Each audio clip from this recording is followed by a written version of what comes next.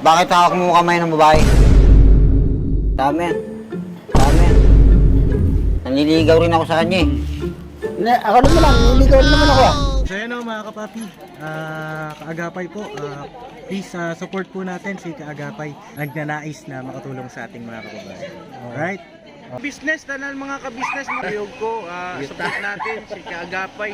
Grabe butan, yun siya kayo, pero may ginag-support ba sa tua? So yun, sa mga Tagalog naman, pakisuyo po, supportahan natin si Kaagapay. Diba? Solid din po itong sumusuporta sa atin, grabe, laging nagpo-comment. Ayun, salamat din sa suporta mo. Ayun, balikan naman natin yung ginawa niyang kabutihan sa atin. Maraming salamat ka-business po, ayan kilala. Kaagapay, support natin. Maraming salamat. Ganun. Mas nauna ako sa kanya eh. Nauna ako sa kanya, nauna ako sa'yo. Hindi, nauna ako sa kanya. Hindi, nauna ako. Galing mo yung kamay mo eh.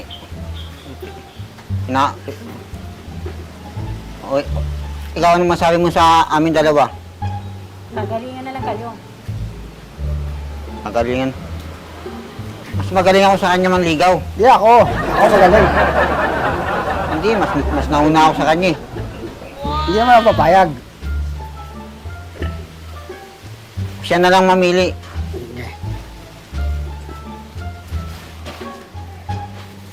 Ano? Sino pipili mo sa amin? Pagalingan na lang kayo. May the best man win. May the best man win.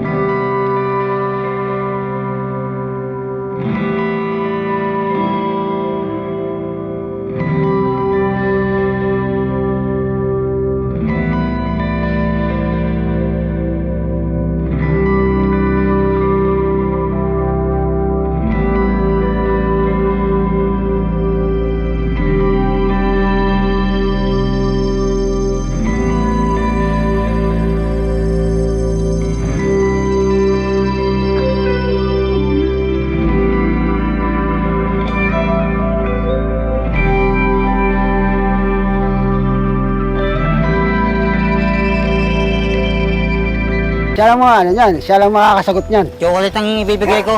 Ako bulaklak ang kailangan ko. Ako chocolate. Ako bulaklak. Ako basta chocolate ako. Bulak ako. Sige, bahala ka. Basta ako chocolate. Bahala na lang tayo, dalawa no? Oo. Chocolate akin ha.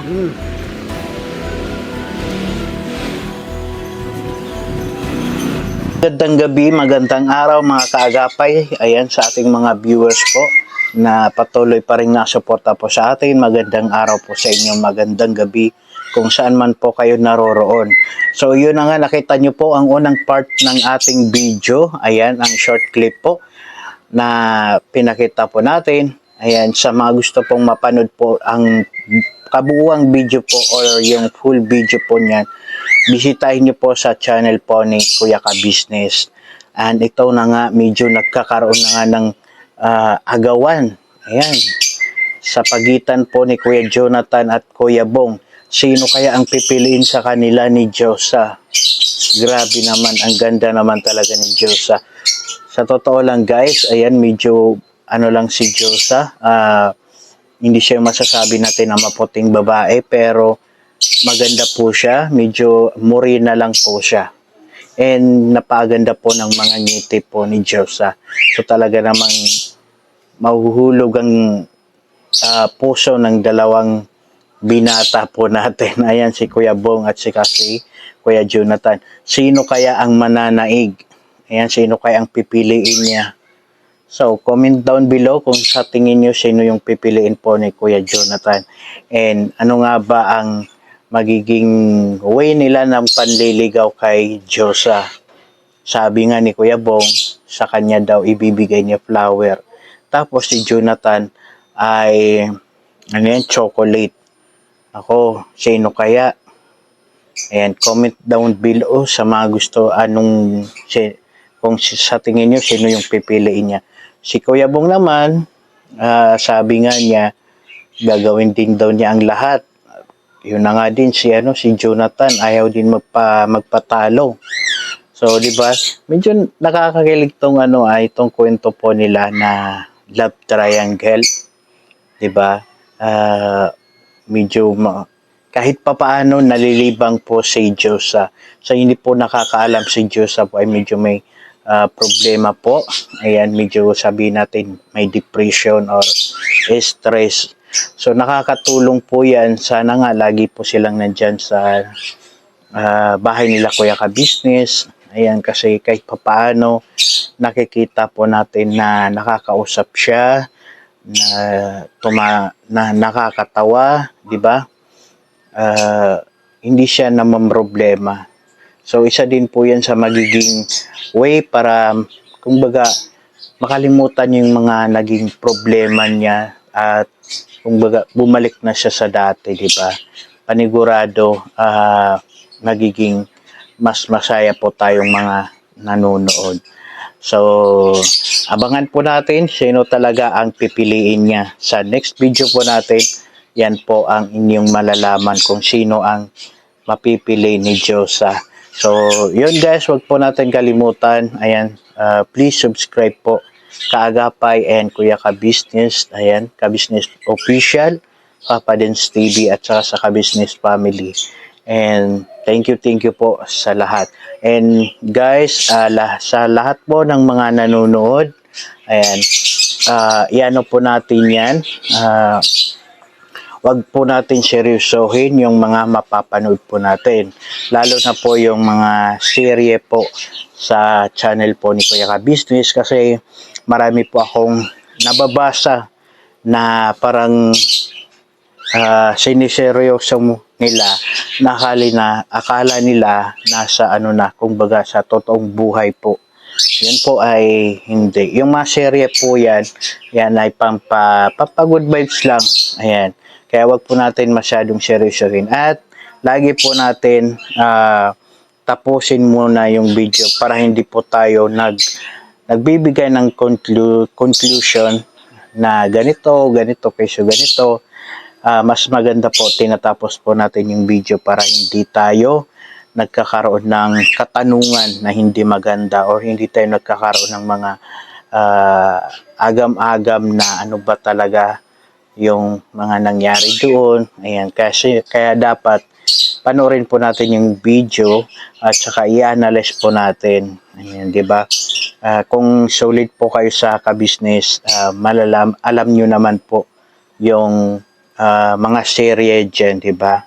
Sa serye po nila, yan, si Kuya Bong, si Jonathan, at saka si Diyosa, at saka yung kwento din po ng OFW, si Kuya Renji, ayan, or si Power Rangers. Yun po ay mga serye po. Pero yung kwento po nila, Kuya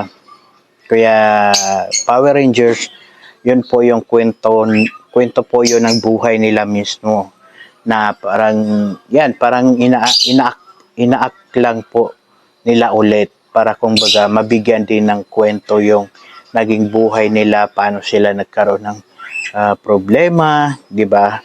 So, lagi po tayong tumutok at dapat nakasunod po sa channel po ni Kuya Ka-Business para hindi po tayo, kumbaga, hindi tayo naguguluhan. Ayan, kasi pag solid viewers ka, alam mo yung serye at saka yung vlog po na tinulungan, di ba? So, wag tayong masyadong maging, kumbaga, wag po natin seryosohin po yung napapanood po natin dyan sa mga serye po nila. Support lang po tayo, wag po tayong mag-bash. Ayan, kasi baka sabihin ng mga ibang makakapanood ay totoo din. Alam mo naman, maraming mga basher na hindi pinapanood yung kabuuang video or hindi tinatapos yung video tapos kung ano-ano na yung sasabihin. So, dito na lang po tayo. Ayan, maraming salamat. Magandang gabi. Merry Christmas po sa lahat. Ayan, ingat-ingat po tayo lagi. Lalong-lalo na sa ating mga kababayan na sa Mindanao, Visayas. Ayan, kahit din dito sa Luzon. Kasi ang dami pong mga nangyari. Ang dami pang mangyayari siguro. Nakakalungkot lang nitong 2000 bago matapos ang 2023, ang daming nangyari, 'di ba? So lagi po tayong mag-pray na sana makaabot tayo sa 2024 na masaya at ligtas, at sana itong 2024 po ay kumbaga maging maswerte naman tayo sa buhay, kasi itong 2023 grabe po yung ano natin, parang bagsak po talaga yung ekonomiya po natin. So yun po, ingat-ingat po palagi. Maraming salamat po. God bless.